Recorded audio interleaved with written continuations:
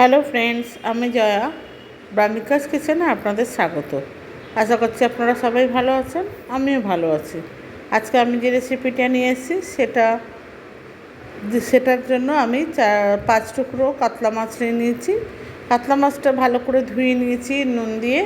আবার আমি এখানে নুন আর হলুদ দিয়ে আমি এখানে মাছটাকে ম্যারিনেট করে রাখবো। 5 মিনিট থেকে 10 মিনিটের জন্য আমি ম্যারিনেট করে রাখবো। এখানে লঙ্কা গুঁড়ো আপনারা দিতে পারেন, কিন্তু আমি দিইনি। আমি নুন আর হলুদ দিয়ে নর্মালি ম্যারিনেট করেছি। আর নতুন বন্ধু যদি কেউ থেকে থাকেন আমার ভিডিওতে, তাহলে আমি তাদেরকে অনুরোধ করব আপনারা আমার চ্যানেলটাকে সাবস্ক্রাইব করে নিন এবং পাশে থাকা বেল আইকনটা অতি অবশ্যই প্রেস করে দিন, যাতে আমি যখন কোনো নতুন ভিডিও আপলোড করব সবার প্রথম আপনাদের কাছে পৌঁছায়। আর পুরনো বন্ধুরা যারা এতদিন আমাকে এইভাবে সাপোর্ট করেছেন সেইভাবেই সাপোর্ট করবেন আশা করব। চলুন তাহলে পরের স্টেপে যাওয়া যায়। আমি এখানে আগের থেকে ওভেনে একটা কড়াই বসিয়ে দিয়েছিলাম। কড়াইতে তেল দিয়ে দিয়েছি, তেলটা গরমও হয়ে গেছে। এবার আমি এখানে এক টুকরো করে মাছ, মানে 2 টুকরো করে মাছ ভেজে তুলে নেব।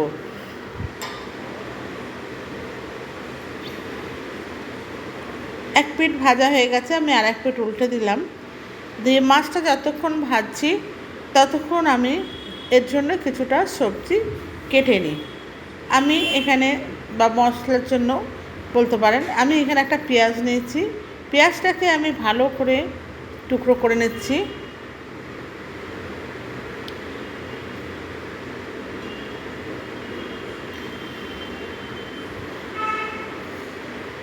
এভাবে আমি টুকরো করে নিয়েছি।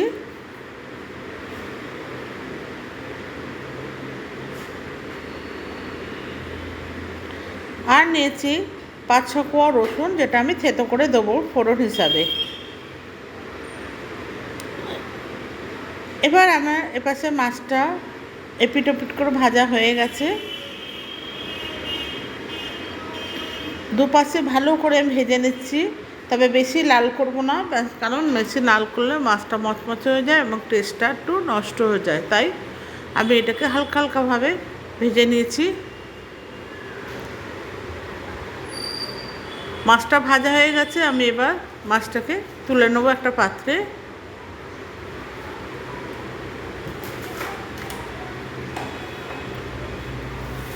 মাছটা তুলে নিয়েছি। এবারে আমি ওই একই তেলে আরও 2 পিস মাছ দিয়ে আরও 3 পিস মাছ দিয়ে দিলাম। দিয়ে আমি এটাকে ভালো করে ভেজে নেবো। এটাকেও ভালো করে ভেজে নেবো। আপনাদের কাছে অনুরোধ, প্লিজ কেউ স্কিপ করে দেখবেন না, পুরো ভিডিওটা দেখুন, কারণ আমি অনেক কষ্ট করে ভিডিওটা বানাই। এবার যতক্ষণ মাছটা ভাজা হচ্ছে ততক্ষণ আমি 2টো ঝিঙে নিয়েছি। ঝিঙেটাকে আমি ভালো করে খোসা ছাড়িয়ে দিচ্ছি।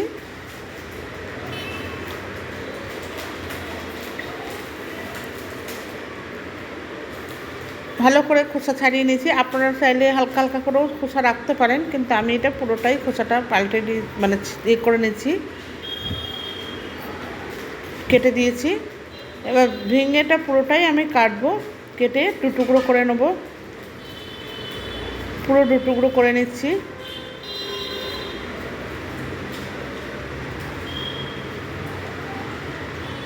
এবার 2টো মিডিয়াম সাইজের আলু নিয়েছি। আলুগুলোকে এইভাবে লম্বা করে কেটে নিয়েছি।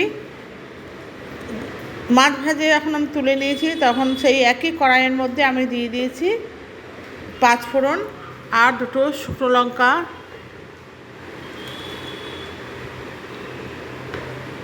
ফোড়ন হিসাবে দিয়ে দিয়েছি। এইবার দিয়ে দিচ্ছি যে 5-6 কোয়া রসুন রেখেছিলাম, সেটা থেতো করে রেখেছি, সেটাও দিয়ে দিলাম।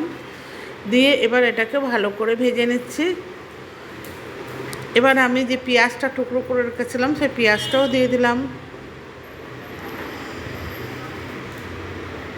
দিয়ে এবার আমি আলুগুলোকে দিয়ে দিচ্ছি। আলুগুলোও ভালো করে ভেজে নেবো আমি।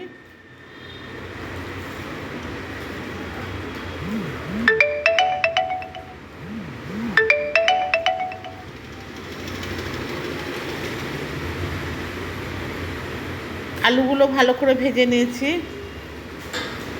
দিয়ে এবার ঝিঙেগুলো দিয়ে দিয়েছি। ঝিঙেগুলো দিয়ে আমি ভালো করে ভেজে নেব। নতুন পুরনো বন্ধু উভয়কে আমার আন্তরিক ভালোবাসা। আলু ভাজা হয়ে গেছে, এখানে নিয়েছি ধনে গুঁড়ো, কাঁচা লঙ্কা, জিরে গুঁড়ো, হলুদ আর নুন। জিরে গুঁড়ো আর ধনে গুঁড়ো আমি 1 চামচ করে নিয়েছি, হলুদ গুঁড়ো আমি 1 চামচ নিয়েছি, আর নুনটা নিয়েছি স্বাদ মতো, আর 3-4টে কাঁচা লঙ্কা যেটা আমি চিড়ে নিয়েছি। নিয়ে আমি এটা পুরোটা এর মধ্যে দিয়ে দিয়েছি, দিয়ে ভালো করে কষিয়ে নিচ্ছি। একটু জল দিয়ে দিচ্ছি, নাহলে মশলাগুলো পুড়ে যাবে, সেই জন্য ওর মধ্যে একটু জল দিয়ে দিলাম। দিয়ে ভালো করে আমি এবারে কষিয়ে নেব। আমি আবারও বলছি, আপনারা ভিডিওটা প্লিজ পুরো দেখুন, দেখে স্কিপ করবেন না। ভালো লাগলে অতি অবশ্যই লাইক শেয়ার কমেন্টস করবেন, এবং ভালো লাগবে আশা করছি। ভালো লাগলে অতি অবশ্যই লাইক শেয়ার কমেন্ট করবেন, এবং পাশে থাকা বেল আইকনটা অতি অবশ্যই প্রেস করবেন। এবার আমি এখানে ঢাকনা দিয়ে দিলাম জল দিয়ে। ঝোলটা ফুটে উঠেছে। এবার এখানে একটা একটা করে মাছগুলোকে আমি এই ঝোলের মধ্যে দিয়ে দিলাম।